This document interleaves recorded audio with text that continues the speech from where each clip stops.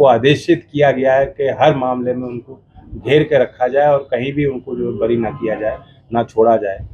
भैंस चोरी का मुकदमा हो, छोटी छोटे उन पे इल्जाम लगे, लेकिन आज बीजेपी वो गंगा जल है जिसपे आप छिड़क।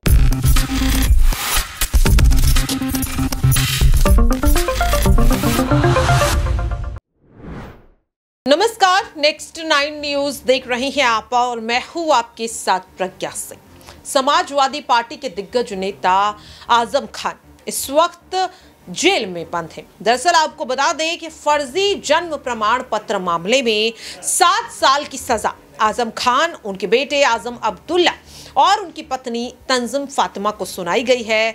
रामपुर के एमपी एमएलए कोर्ट में उनके खिलाफ ये पूरा मामला दर्ज था, जिस पर कोर्ट ने फैसला सुनाते हुए तीनों को सजा सुनाई 7 साल की। और अब आजम खान के जेल जाते ही सियासत उत्तर प्रदेश में गर्माती हुई नजर आ रही है।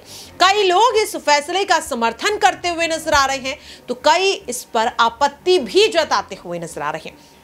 खास तौर पर अगर बात करें तो योगी सरकार अब निशाने पर विपक्ष के आती हुई नजर आ रही है। आजम खान की अगर बात करें तो यूं तो कई मामले उनके खिलाफ दर्ज है, मानहानि का मामला हो, बकरी चोरी का मामला हो या फिर अन्य छोटे मोटे मामले। लेकिन फर्जी जन्म प्रमाण पत्र मामले में जब से आजम खान को 7 साल की सजा हुई है, देखा जा रहा है कि लगातार उनके समर्थक उनके समर्थन में उतरते हुए नजर आ रहे हैं और सीधे सीधे सूबे के मुखिया को घेरते हुए नजर आ रहे हैं। अब इसी कड़ी में आरएलडी के अध्यक्ष जयंत चौधरी ने भी सरकार को निशाने पर लिया। आजम खान का समर्थन करते हुए क्या कुछ जयंत चौधरी कह रहे हैं, पहले आप वो। अच्छा नतीजा हमें मिला है और इससे पहले 2014 से जो लहर देश में आई उसमें बहुत लोग बह गए, बहुत एक अंतर आया लोगों के सोचने और वोट करने के फैसलों में। दोबारा हम लोग पटरी पे आए और उम्मीद करते हैं कि और हमें स्ट्रेंथ मिलेगी। आजम खान पर बोलते हुए उन्होंने कहा कि ऐसा लगता है सरकार ने पूरी मशीनरी उनके खिलाफ लगा दी है। नीचे से लेकर ऊपर तक सबको आदेशित कर दिया है कि उनके हर मामले में उनको घेर कर रखा जाए, कहीं से भी उनको किसी प्रकार की राहत ना दी जाए, चाहे वो भैंस चोरी का मुकदमा हो, छोटे छोटे मुकदमे। इस समय आजम खान जिस पोजीशन में रह रहे हैं सब जानते हैं, जिस पद पर वो हैं। क्या कोई व्यक्ति इस तरह का काम करेगा? वो बहुत हिम्मत वाले हैं। इस तरह से ऐसा लगता है कि पूरी सरकार ने, पूरी मशीनरी उनके खिलाफ काम कर रही है। नीचे से लेकर ऊपर तक एक सबको आदेशित किया गया है कि हर मामले में उनको घेर के रखा जाए और कहीं भी उनको जो बरी ना किया जाए, ना छोड़ा जाए। भैंस चोरी का मुकदमा हो, छोटी छोटे उन पे इल्जाम लगाए गए, जो आम आदमी सब लोग जानते हैं कि जिस पोजीशन में वो रहे हैं और जिस तरह की सत्ता और लोगों का सहयोग उनको मिलता रहा है, उस पद पे बैठ के क्या उस तरह का कोई कृत्य करेगा? कोई चोरी करेगा? कोई भैंस चोरी कराएगा? नहीं कराएगा। लेकिन इस तरह के जब इल्जाम किसी पे उलझुल लगाए जा रहे हैं तो ये दिखाया जाता है कि एक राजनीतिक फॉर्मूले के तहत उनको घेरने का एक प्रयास है। वो हिम्मत वाले हैं, पहले भी बहुत उन्होंने संघर्ष किया है यहाँ तक पहुँचने में और हम उम्मीद करते हैं कि हिम्मत से आगे बढ़ेंगे। राजनीतिक लोगों पर ईडी छापेमारी पर जयंत चौधरी बोले कि ईडी का प्रोसिक्यूशन रेट बहुत ही खराब है, इल्जाम लगाने में नंबर 1 है। अगर आप बीजेपी में शामिल हो जाते हैं तो उन पर कोई कार्रवाई नहीं होती। जो पुरानी जांचें होती हैं वो भी अधर में चली जाती हैं। बस्तों को बंद कर दिया जाता है। मुझे मालूम है, लेकिन आज बीजेपी वो गंगा जल है जिस पर आप छिड़क दें और बीजेपी की सदस्यता किसी को भी दिलवा दें, चाहे वो कितना बड़ा माफिया क्यों ना हो, वो पाक साफ हो जाता है।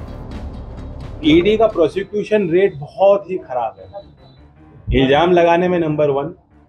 और किसी भी बीजेपी में अगर आप शामिल हो जाते हैं तो उन पर कोई कार्रवाई नहीं होती। भाई जो पुरानी जांचें होती हैं वो भी कहाँ अधर में चली जाती हैं, उनको बस्तों को बंद कर दिया जाता है, मुझे मालूम नहीं। लेकिन आज बीजेपी वो गंगा जल है जिस पे आप छिड़क दें और बीजेपी की सदस्यता किसी को भी दिलवा दें, चाहे कितना बड़ा माफिया क्यों ना हो, वो पाक साफ हो जाता है। इंडिया गठबंधन में ओवैसी की पार्टी और बसपा को शामिल करने पर जयंत चौधरी ने कहा कि ओवैसी की पार्टी से कोई बात नहीं हुई है।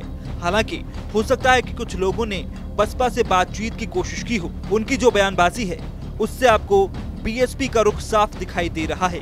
वो प्रदेशों में भी अलग लड़ रहे हैं। उनका तो पहले दिन से ही इशारा था कि वो इंडिया गठबंधन के साथ नहीं है। आईएमएम से कोई बातचीत नहीं, बसपा से मैं समझ सकता हूँ कि कुछ लोगों ने प्रयास किया हो, बातचीत की हो, लेकिन बीएसपी का भी रुख आपको साफ दिखाई दे रहा है। बीएसपी के लगातार जो बयानबाजी है, अभी राज्यों में भी वो अलग लड़ रहे हैं, हम भी अलग लड़ रहे हैं, लेकिन हम कहीं ये नहीं कह रहे कि इंडिया टूट गई है, इंडिया के साथ हम नहीं। तो देखा आपने और सुना भी। बता दें कि जयंत चौधरी के अलावा अखिलेश यादव भी आजम खान को सुनाई गई सजा का विरोध कर चुके हैं। प्रतिक्रिया देते हुए उन्होंने सीधे सीधे परिवार का समर्थन किया। यहां पर अगर बात करें तो डिंपल यादव भी आजम खान का समर्थन कर चुकी हैं।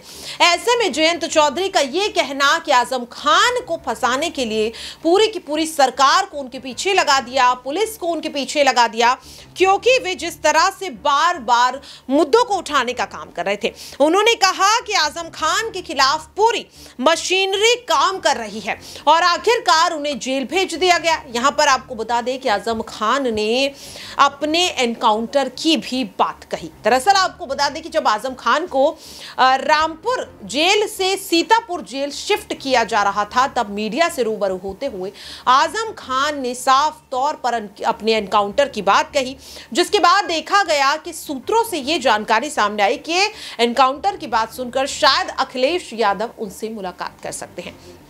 हालांकि यहां पर आपको बता दें कि कुछ कानूनी प्रावधानों के चलते अखिलेश यादव उनसे मुलाकात तो नहीं कर पाए, लेकिन आपको बता दें कि कई समर्थक आजम खान से मिलते हुए नजर आए। जब बेटे अदीब आजम खान से मिलने पहुंचे तो यहां पर देखा गया कि अखिलेश यादव के कई करीबी भी उनसे मिलने की इच्छा जाहिर करते हुए नजर आए, लेकिन अखिलेश यादव मुलाकात करते हुए नहीं नजर आए।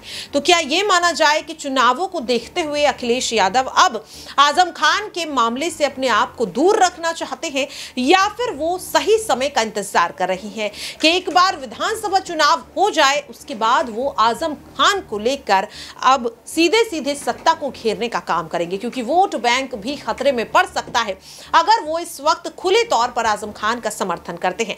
लेकिन देखने के लिए मिला कि बातों ही बातों में उन्होंने कई बार आजम खान के मुद्दे पर सीधे सीधे योगी सरकार को घेरने का काम किया है। अब देखना होगा कि क्या आजम खान के समर्थन में खुलकर जयंत चौधरी के बाद अखिलेश यादव और डिंपल यादव आते हुए नजर आएंगे। क्या लगता है आपको? अपनी राय कमेंट बॉक्स में जरूर शेयर करें। फिलहाल के लिए इस खास खबर पर इतना ही। देश और दुनिया की तमाम खबरों के लिए आप सभी देखते रहिए नेक्स्ट 9 न्यूज।